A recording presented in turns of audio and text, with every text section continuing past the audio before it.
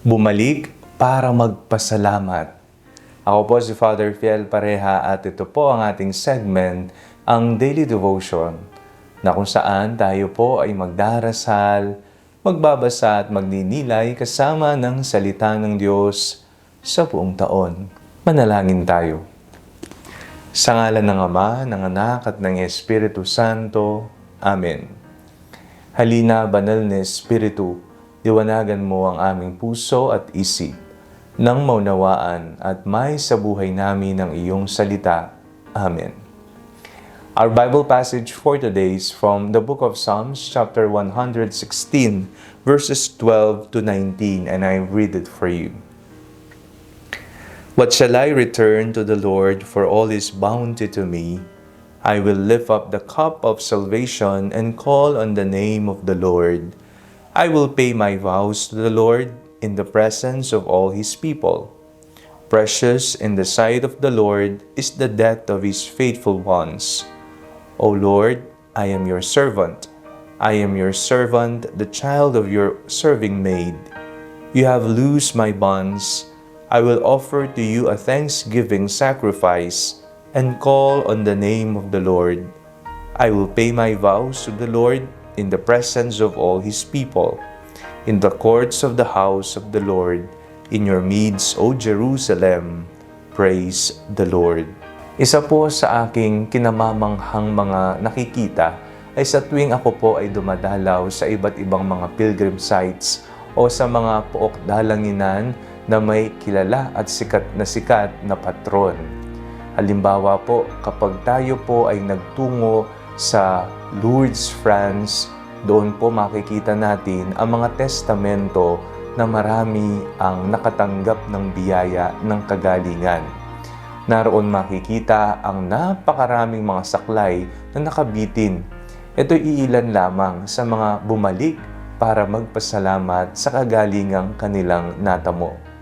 O kaya naman kung ikaw ay magtutungo sa Padre Pio Chapel sa Maylibis, doon makikita mo ang mga testamento ng patotoo, pasasalamat, sila ay bumalik at doon nga makikita mo ang iba't ibang mga sulat ng pasasalamat sa Panginoon sa pamagitan ng panalangin ni Padre Pio.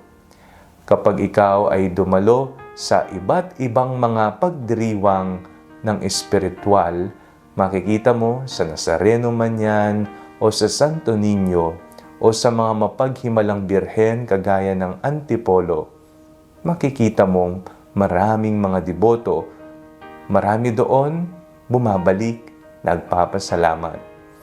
Ang ating pong binasang salmo sa araw na ito ay isa pong pahayag ng pasasalamat ng salmista sa kagandahang loob ng Panginoon sa kanyang buhay.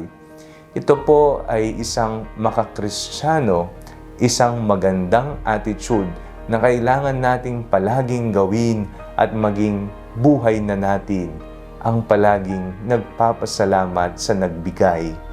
Sino po ba ang nagbigay ng lahat ng pagpapala? Tama, ang Panginoon ang siyang nagbigay.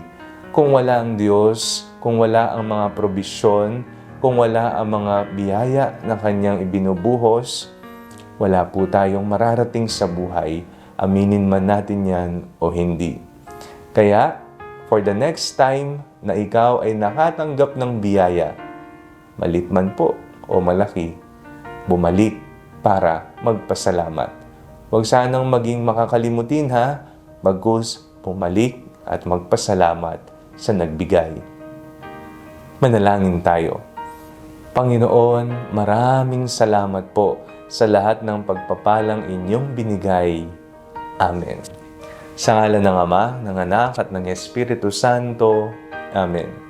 Huwag po ninyong kalimutang i-like ang video ito, mag-comment po kayo and share it with your family and friends. Ang Panalangin Bago Matulog ay may sariling Facebook page na po. Huwag niyo pong kakalimutang mag-like at mag-follow dito, and do not forget to subscribe to our YouTube channel. I-click niyo lang po ang link na nasa description ng video ito, o kaya naman po just search Father Fiel Pareha. Kung nais nyo naman pong maging updated sa mga kaganapan ng ating pagpapahayag, you can join our broadcast channel dito po sa ating Facebook page. God bless you po.